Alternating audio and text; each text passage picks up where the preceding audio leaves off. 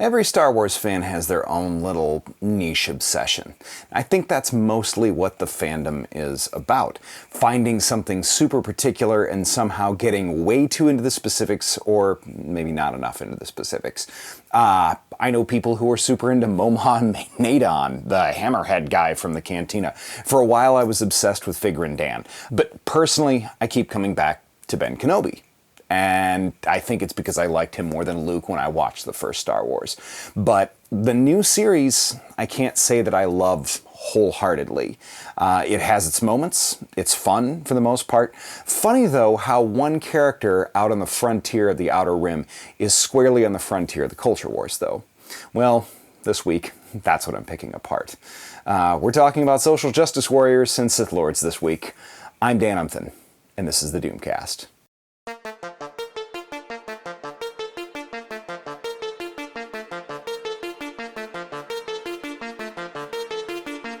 Thanks a lot for checking this out. Do me a favor and hit subscribe and the bell over there.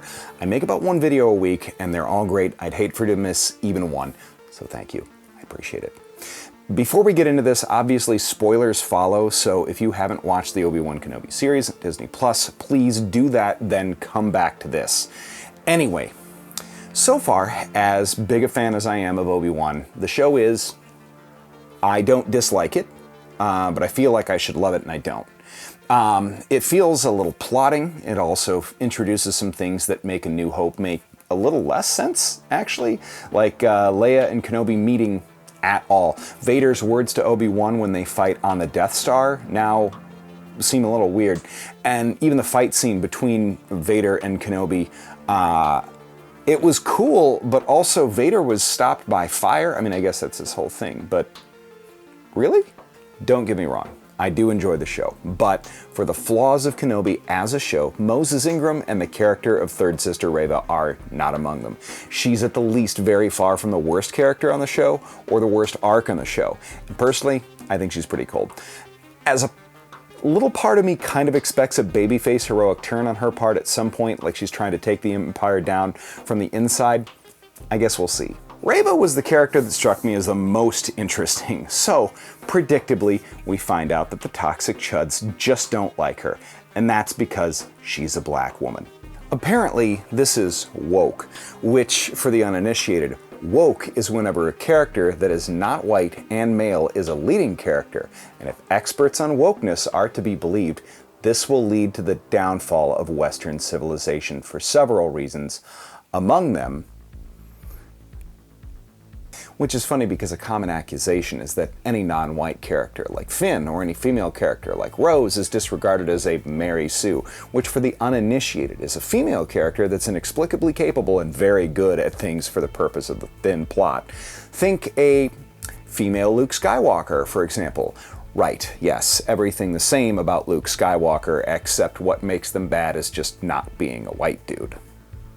Yes, I, a bona fide Star Wars fan for 37 years, a person who was told I saw Return of the Jedi in theaters, even though I don't remember it, who wore out VHS cassettes of A New Hope, Empire, and Jedi, and tried to steal his cousin's Millennium Falcon toy, true story, very embarrassing, I called Luke a Mary Sue, because Luke fucking is a Mary Sue, and that's what pisses me off the most about these fake fucking culture wars, is that here I have to defend Star Wars. Again, a property that, while it means quite a bit to me as a person, I am forced to admit that it is supremely silly, and there is not a good defense of most of it, because most of it is not very good at all. Empire is close to perfect. Most everything else has some pretty substantial flaws, except Clone Wars, which still some flaws. I don't love Kenobi. I didn't love everything about The Last Jedi, but if we're being honest, it was structurally the strongest and the very best film of the sequel trilogy. Search your feelings, you know this to be true, but Kelly Marie Tran and Moses Ingram were not among the legitimate and valid criticisms that you could make of these properties. Like, if you think space opera that is specifically about a human empire with scant alien representation, all of which has been pushed to the Outer Rim anyway, with white armored killers created by a film student who studied Kurosawa, who married a black woman, suddenly just got woke. All of That is to say, it's suddenly now interested in representation or building metaphors about how fascism and racism destroys cultures. What have you been watching?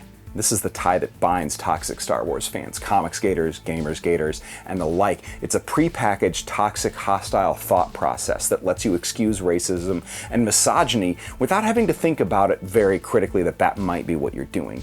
Maybe you don't even recognize this, but if you're watching me and you hate wokeness, you're the biggest victim of anti-wokeness that exists. The very biggest one, because the people who push that agenda onto you convince you that your very correct sense that our world, our economy, and our culture are deeply flawed because you're underpaid, overworked, overtaxed, crushed by debt, lack social mobility, live in a numinal social media environment that's highly toxic to your mental health because you're an extremely online person. They take that notion of undirected resentment and then they direct it at things that brought you comfort and fun when life was difficult, like gaming and Star Wars and comics, and convince you that the reason that it brings you less joy now is because of women and black people, gay people, and aren't you just fucking tired of feeling that way?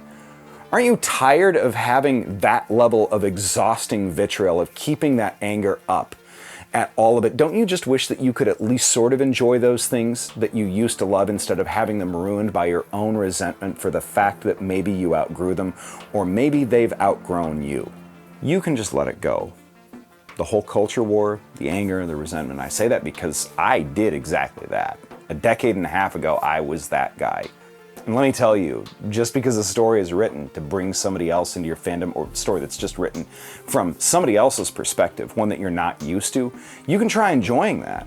You can just step into somebody else's shoes, or you don't have to. If there's an entry that you don't even like for wholly legitimate reasons, all of that is just okay, because the stuff that you like about it still exists and never won't. It's absolutely okay. Star Wars, like I said, there's something in it for absolutely everybody. They have their own little thing. Literally, what is the worst thing about black female characters or black female Sith Lord of all things in Star Wars? Black girls showing up at conventions, cosplaying, buying lightsabers, buying art, comics, t-shirts, figures, games. That's it. You don't lose anything. Disney makes money. You don't lose. On the other hand, what's the worst thing that can happen about trying to ruin a woman's life on Instagram or social media just for playing a role that you don't like? You don't ruin hers. You don't just ruin hers. You ruin what you loved through anger and hate, and in the end you're left with nothing at all because you want power to keep everything the way that it was before. All you're actually left with is your own anger and hate. And if you don't understand that that is literally the central lesson of Star Wars, then you just haven't been paying attention because you've never been a real fan.